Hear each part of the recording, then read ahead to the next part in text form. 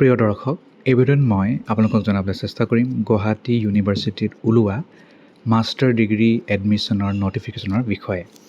2026 চনৰ বাবে গুৱাহাটী ইউনিভাৰ্চিটিয়ে নটিফিকেশ্যন জাৰি কৰিছে আৰু এণ্ট্ৰেঞ্চ টেষ্ট পাছ কৰাৰ পিছতহে আপুনি সেই নিৰ্দিষ্ট মাষ্টাৰ ডিগ্ৰীত ছিট লাভ কৰিব। কি বিষয়ত মাষ্টাৰ ডিগ্ৰী কৰিব পাৰিব তাৰ বিষয়ে জনাম। পৰীক্ষাত কি আহিব, কেতিয়া লাষ্ট ডেট, সকলোবোৰ গুৰুত্বপূৰ্ণ তথ্য মই দি যাম। আৰু চমুকৈ কোৱা হয় PZ Guwahati university post graduate entrance test. Official admission portal হৈছে https://guwahatiadmission.samarth.edu.in/pg। ইয়াতে আপোনালোকে গৈ 2026-27 বৰ্ষৰ বাবে এপ্লাই কৰিব পাৰিব আৰু বিভিন্ন এফিলিয়েটেড কলেজতো আপোনালোকে এপ্লাই কৰিব পাৰিব। কিমান ছিট আছে তাৰ বিষয়েও কৈ যাম। এন্থ্ৰপ'লজি মাষ্টাৰ ডিগ্ৰী কৰিব পাৰিব, MSc আৰু MA দুয়োটাই। আৰু যদি গুৱাহাটী ইউনিভাৰ্চিটিৰ কথা কয়, 18টা আছে এন্থ্ৰপ'লজি মাষ্টাৰ ডিগ্ৰী MA-MScত আছে 15টা।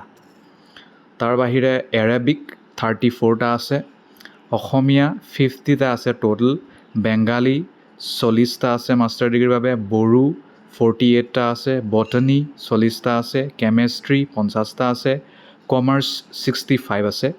ইকনমিক্সৰ দুটা অপশ্যন আছে, এটা হৈছে MA ইন ইকনমিক্স আৰু এটা হৈছে MSc in economics. MA in ইকনমিক্সৰ 37টা আছে, MSc ইন ইকনমিক্সৰ 8টা আছে।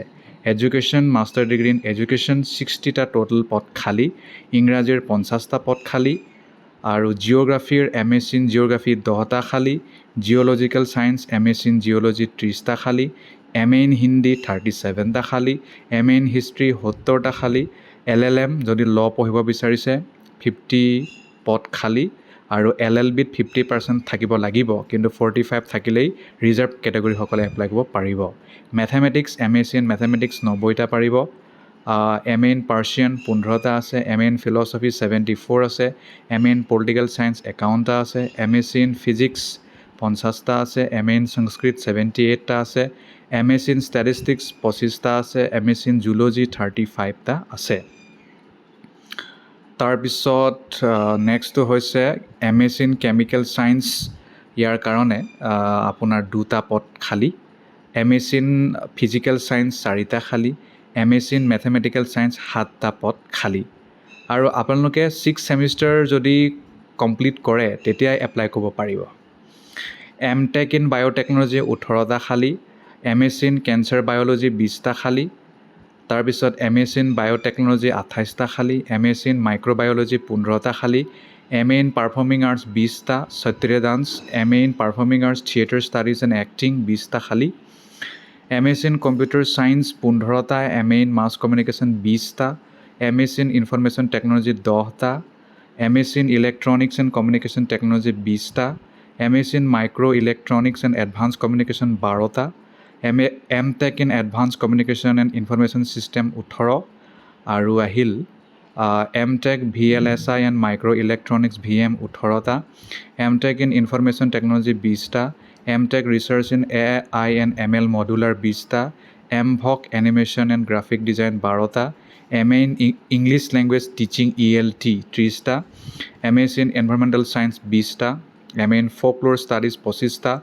MSc in instrumentation and applied physics 20টা, master of library and information science 30টা, MA in linguistics 20, MA in comparative Indian literature 25টা, MSc in psychology 24, MA in sociology 30, MA in gender and women studies 45, MSc in wildlife sciences 15টা, MSc in herbal science and technology 30টা, master of tourism MTM 30, আৰু কিছুমানত মাত্ৰ যিকোনো ষ্ট্ৰীমত graduate হ'লেই চলি যায়। জুন 6 তাৰিখৰ পৰা পৰ্টেল খোল খাব, জুন 15 লাষ্ট ডেট।